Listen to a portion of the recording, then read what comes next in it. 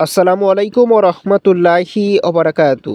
স্বাস্থ্যকর পরিবেশে শিশুদের বেড়ে ওঠা এবং বিশুদ্ধ আরবি ভাষা শেখানোর জন্য শহরে আরবদের প্রচলন ছিল গ্রামের নারীদের কাছে নবজাতকদের সোপর্দ করা। বেদুইন নারীরা অভিজাত ঘরে এসব দুগ্ধপুষ্য শিশুদের লালন এবং দুগ্ধপান করানোর বিনিময়ে সম্মানী লাভ করতেন। সুদূর তায়েফ থেকে এক কাফেলা দুগ্ধপুষ্য শিশুর খোঁজে মক্কায় আসে এবং প্রত্যেকে একটি করে শিশু পেয়ে যান। পিতৃহীন শিশু মোহাম্মদ সাল্লাল্লাহু আলাইহি ওয়াসাল্লামকে কাফেলার কেউ সম্মানী না পাওয়ার আশঙ্কায় নিয়ে যেতে সম্মত হয়নি। শেষমেশ কাফেলার সবচেয়ে দুর্বল নারী হালিমা সাদিয়া খালি হাতে ফিরে যাওয়ার চেয়ে মোহাম্মদ সাল্লাল্লাহু আলাইহি ওয়াসাল্লামকে নিয়ে যাওয়াকে পছন্দ করেন এবং রহমতুল্লিল আলামিনের দুধমা হওয়ার সৌভাগ্য অর্জন করেন। হালিমা রাদিয়াল্লাহু তাআলা আনহা বলেন, দুর্ভিক্ষের বছর আমরা দুগ্ধপুষ্য শিশু গ্রহণ করতে মক্কায় গিয়েছিলাম। তখন আমাদের ছিল বয়স পেরিয়ে যাওয়া শীর্ণকায় দুটি উষ্ঠি। দুধ পেতাম না এক ফোঁটাও। আল্লাহর কসম, সেই সময় আবার শিশু তীব্র ক্ষুধায় কান্না করত।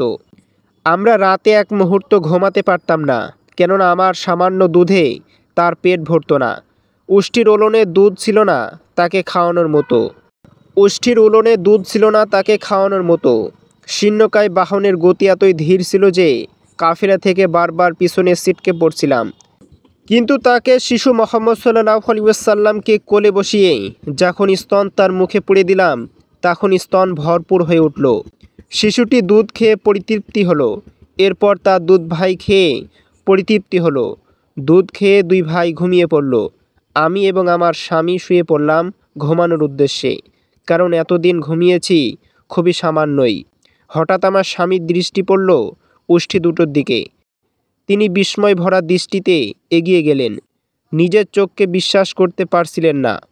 দেখলেন ওলন ভরা দুধ। এরপর তিনি দুধ দহন করলেন, নিজে পান করলেন, আমিও তা পান করলাম। দুজনে পরিতৃপ্তি হয়ে জীবনের সেরা সুখময় একটি রাত কাটালাম। এবার বাড়ি ফেরার উদ্দেশ্যে মক্কা থেকে বের হলাম। শিশুটিকে নিলাম আমার সঙ্গে। বিস্মিত হয়ে দেখলাম আমাদের বুড়ি এবং দুর্বল উষ্ঠিটি এমন প্রফুল্ল গতিতে চলছে যে কওমের সকল বাহনকে পিছনে ফেলে দিল। তখন আমার সঙ্গীরা বলতে লাগলো, আরে আবু জুবাইরের মেয়ে, তুমি তো আমাদের অস্থির করে ছাড়লে, আমাদের কি সঙ্গে নেবে না? এটাই কি তোমার সেই বুড়ি উঠোনে? আসার সময় সারা পথ যেটি আমাদের বিরক্ত করছিল। এভাবে সাদ গোত্রে পৌঁছানোর পর অব্যাহত বরকত এবং কল্যাণ পেতেই থাকলাম। বিস্ময়কর ব্যাপার হলো, আমাদের মেষপাল সারা বেলা চড়ে বেড়াতো খরা কবলিত চরণভূমিতে, আর সন্ধ্যায় ফিরে আসলে ইচ্ছামতো দুধ দহন করতাম এবং পরিতৃপ্তির সঙ্গে পান করতাম। অথচ অন্যরা তাদের মেষ পাল থেকে এক ফোঁটাও দুধ পেত না। কওমের লোকেরা নিজেদের রাখালদের বলতে শুরু করলো যে, তোমরা করছোটা কি? হালিমা রাখালের সঙ্গে থেকে মেষ চড়াতে পারো না? নির্দেশ মতো সেই রাখালরাও আমাদের মেষগুলোর আশপাশ দিয়ে মেষ চড়াতে থাকলো। কিন্তু তাদের মেষগুলোর অবস্থার কোনো পরিবর্তন দেখা গেল না। এমন সুখের মধ্যে 2 বছর পেরিয়ে গেল। শিশুকে দুধ ছাড়ানো হলো। তার শারীরিক এবং মানসিক বিকাশ এতটাই চমৎকারভাবে ঘটল যে সাধারণত এরকম দেখা যায় না। আমরা তাকে তার মায়ের কাছে নিয়ে গেলাম। তাকে নিজের কাছে রেখে দেওয়ার প্রচণ্ড ইচ্ছা নিজের মধ্যে গোপন রেখে তার মাকে আশ্বাস করে বললাম, আরও একটু বড় এবং শক্ত হওয়া পর্যন্ত একে আমার কাছে রাখলেই ভালো হয়, কারণ মক্কায় মহামারীর কারণে আমার ভয় হচ্ছে। এভাবে তার মাকে রাজি করিয়ে আবারও তাকে নিয়ে খুশিতে হাসতে হাসতে বাড়িতে ফিরে এলাম। কয়েক মাস যেতে না যেতেই এমন এক ঘটনা ঘটল যা আমাদের আতঙ্কিত করে দিল। এক সকালে ভেড়ার পাল চড়াতে সে তার ভাইয়ের সঙ্গে আমাদের বাড়ির পিছনে গেল।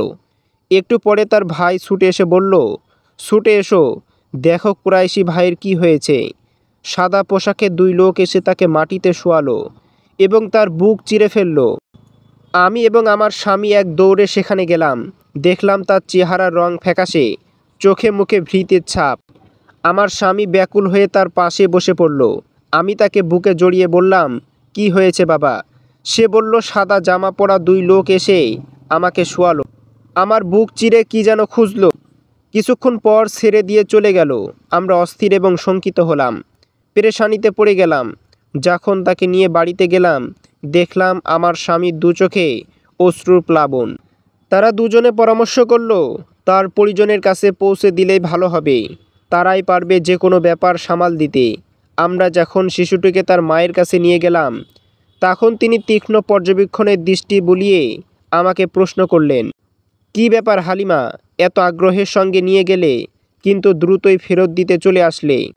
আমি জবাব দিলাম, "তার শৈশবকাল পূর্ণ হয়েছে, আমার দায়িত্বের মেয়াদটা শেষ হয়ে গিয়েছে। নানা দুর্ঘটনার আশঙ্কা থেকে নিরাপদ রাখার ইচ্ছায় ফেরত দিতে এসেছি।" এবার দৃঢ় প্রত্যয়ের সঙ্গে তিনি বললেন, "আল্লাহর কসম, শয়তান কখনোই তার কাছে ঘেঁষতে পারবে না, কারণ আমার ছেলের বিশেষ কিছু অলৌকিক বৈশিষ্ট্য আছে। তুমি কি সেটা জানতে চাও?" আমি বললাম, "অবশ্যই জানতে চাই।" সে যখন আমার পেটে আসে, তখন দেখলাম আমার শরীর থেকে একটি নূর বের হলো, যার আলোচ্ছটা আমি স্পষ্ট দেখলাম সুদূর সিরিয়ার বসরার মহল। তাছাড়া সেই ভূমিষ্ঠ হয়েছে 2 হাত মাটিতে ঠেকিয়ে এবং আকাশের দিকে মাথা উঁচু করে।